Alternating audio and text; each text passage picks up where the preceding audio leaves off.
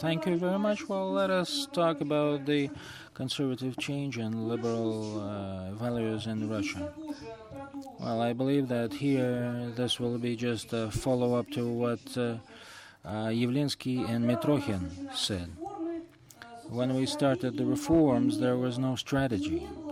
I'm talking about the 90s, and we did not have something that we would call a constitutional consensus, because you can get a stable democracy only in the case when there is a majority in society on the consensus of the basic values such as human rights, supremacy of law, democracy, and so on. And the Russian government was looking for a Russian idea, and under Yeltsin there was even an opinion poll, and it was published in the newspapers to find the Russian idea. Well, nothing came out of it. There were different ideological concepts that were put forward.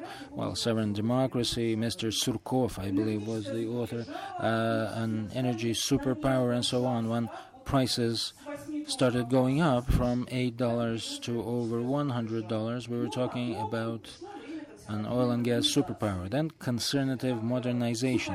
This is a new concept. It's like dry water, conservative modernization. Nothing. But people started talking about this at different scientific and academic fora and so on. Now we're talking about a conservative turn, well, about getting up from your knees, about protecting the Russian world, about Russia being another superpower, and so on. So there were no answers to specific questions. Who is Stalin? Is he an efficient manager, or is he a torturer? Well, the Russian Communist Party is bringing back to life the monuments to Stalin. There are many books about Stalin now, and people go to rallies holding the pictures of Stalin, like here on the picture on the top right. And there is a paradox. The government decides to build a monument to the victims of Stalinist repressions. So the right hand doesn't know what the left is doing. This is where we're living, ladies and gentlemen. And, well, what is the West for us? Is it Europe from Vancouver to Vladivostok, as Gorbachev dreamed? Or is the West still our enemy? And we have our missiles targeted at Western capitals, and we see that NATO is surrounding Russia. So what do we see in the future? Getting closer to Asia or to Europe? And last but not least, is Russia following its own path? There were Eurasians, so-called Eurasian philosophers, talking about this in immigration. Well, I started talking about Joseph Stalin, so finding an answer, either or, well, these answers change, and we see that we're not going the same way that Europe is going. Well, NATO is our enemy. We are getting closer with Asia. We have friends not in Europe, but in China and in other Southwest Asian countries. And well, we are a civilization of our own, and we are bringing civilizational values to the whole world. So you can hear this in the parliament when you go there.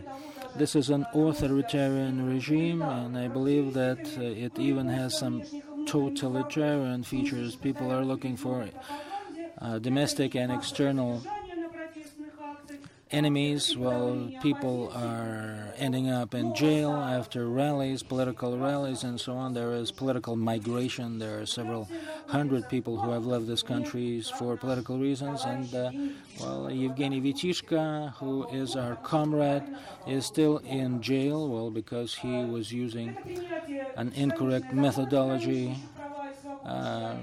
growing tomatoes, as they claim.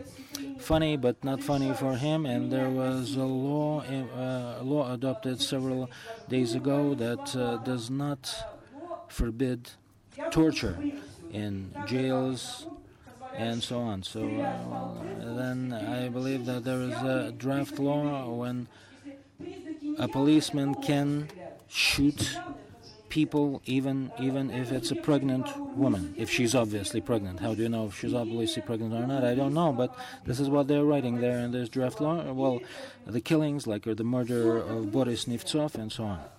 And all of that taken together complementing each other, and also with a mechanism of massive events in support, orchestrated massive events in the support of the government, shows that we're moving towards totalitarian regime. But there are still liberal islands within this country. We are an island of liberalism here. Because with totalitarian harsh regime, it would have been impossible to organize an event like this. There would have been an iron curtain and nobody would have allowed us to speak here. And we would have been behind bars. So we still have some media, we have the internet that people can use and where you can express your opinion. There is still the Council for Human Rights, and this yesterday's news, presidential grants to human rights organizations, Memorial, Moscow, Helsinki Group, and some others received presidential grants. Then liberalization of the party system. We have now 78 parties, although some of those are the parties, fake parties, not real parties, spoiler parties, but still there are parties that you can register a party still. And also there's an opportunity for the opposition to participate in elections. We'll be talking about that after lunch. What are peculiarities of this regime? What about the ideas that are being used? Well, we have to mobilize to fight against the external enemy because we're encircled with enemies, they say, and they fight internal opposition, relying on the idea of imperialism and statehood, elements of the culture of the personality, and staged events in support of Putin, in support of the authorities, and actions supporting the external policy, including annexation of Crimea. There's a temptation of an easy answer, and that comes back from the 19th century. Orthodox Church, monarchy, and people's power. This is not what we have now, traditional confession and special role of the Russian Orthodox Church, the vertical of authority of the president at the helm, the support of the so-called simple people from the manufacturing facility as against intelligentsia. And again, coming back to the status of a superpower, this idea of a superpower that we're standing up from our knees is very mobilizing indeed for people in this country. It created a phenomena which our sociologists call declining adaptation. To put it in normal terms, it means that people are ready to take sacrifices because we annexed the Crimea. The power divides the whole society in the overwhelming majority.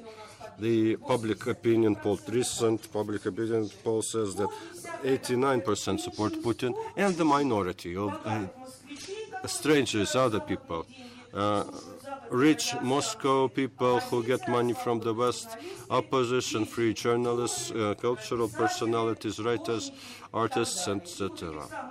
And these, well, the aliens or other people, they have to be either eliminated or threatened, and ours have to be supported.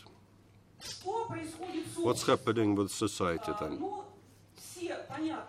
Clearly, you cannot suppress the initiative from the bottom totally. That would not work.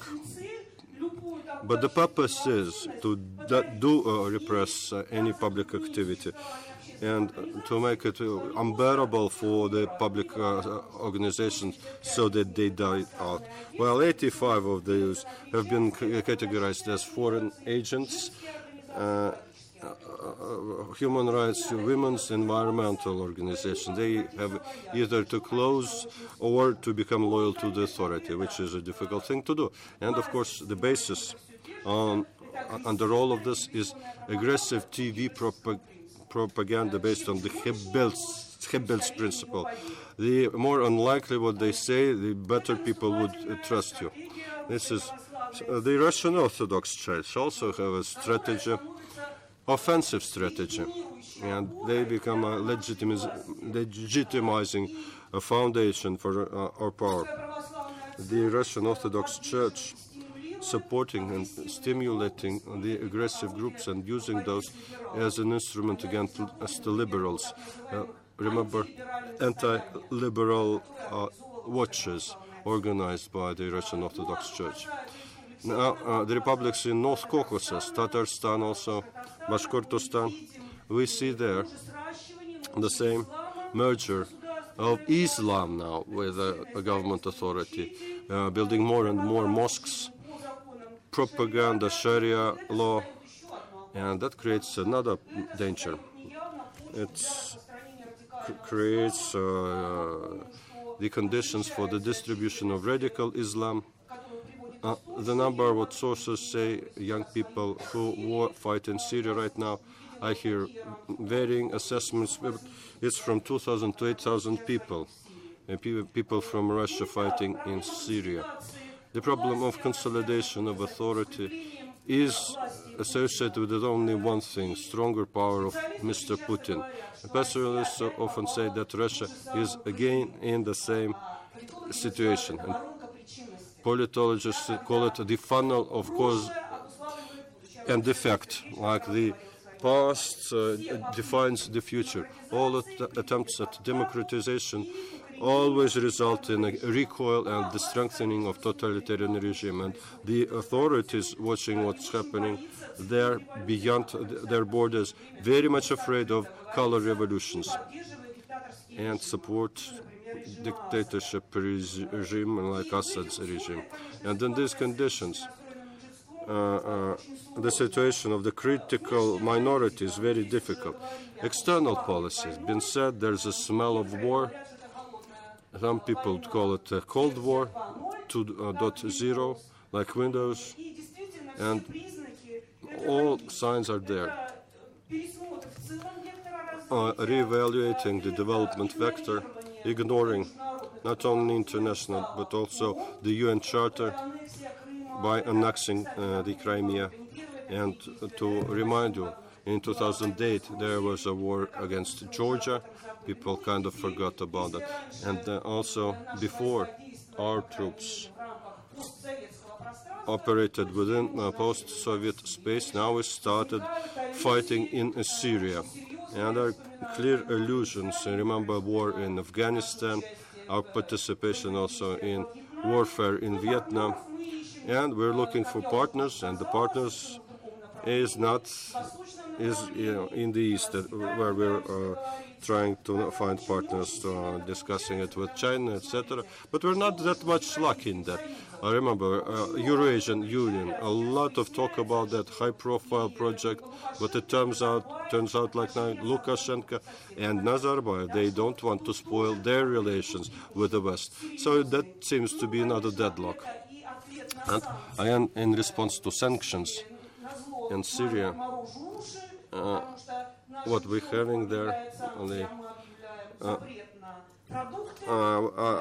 after the sanctions, we do counter-sanctions, we forbid the imports of Western foods, then destabilizing activity in the neighboring state, which is going to influence us in our lifetimes, but also our children and our grandchildren.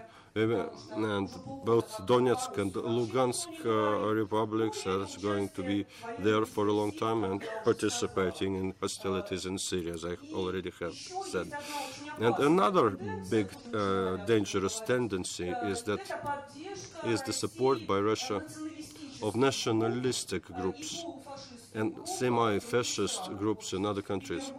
In St. Petersburg in spring there was a conference involving Greek Golden Dawn, which called themselves a fascist party. Biryukov shown here on that same forum in St. Petersburg had gathered all radicals and fascists. Marie Le Pen, another a person with whom we have very good relationships with. So that's another dangerous tendency. What's also happening in our internal policy? There's a tendency to have uniformity in culture, one single history textbook, militarization, including militarization of school children, that system ready for labor and defense, the rehabilitation of the personality cult of Stalin. And can I have another minute? Yes. And our deputies, MPs, are not afraid of saying such things like Irina Yerova. She said, our country should reject democracy. It's too early that we rejected the Soviet ideology. Who criticizes Stalin wants new revolution. And from LDPR, Liberal Democratic Party, deny elections, restore the empire, the Russian Empire, and other things from them. We spoke about this, and these are the staged events. And chairman of Duma factions showing unity. And of course, we don't have any opposition in the Duma and our parliament, only in very small detail, and they vote the same way. These are some pictures showing the so-called fifth column, the way we are called, oppositions, liberal journalists, etc., etc. And us. We are also called the fifth column. Yabloko, you can see your faces here. These are one of our marches for peace, and Sergei is here. Lyudmila Ulitskaya. The future of liberalism in Russia, of course, depends on a number of factors. It's the trajectory of internal and external development of Russia, the availability of active critical part in society, the availability of a program and initiative, and the role of our party is very important here. We have major advantages here, and this is my final slide. It's our experience, it's our moral position, it's our clear politically defined understanding of the values and the strategy. It's the program that we have developed, and many people that work at various levels, including in 6 legislative assemblies as deputies, in municipal authorities and executive authorities. And they do not hide their values, they clearly articulate their values, their objectives. In that respect, the slogan, I believe, the slogan should be this. You may be afraid, but you have to keep on working. We should not stop, we should continue. It is both serious political work and work to support people in very specific affairs, maybe sometimes minor affairs. Thank you for your attention.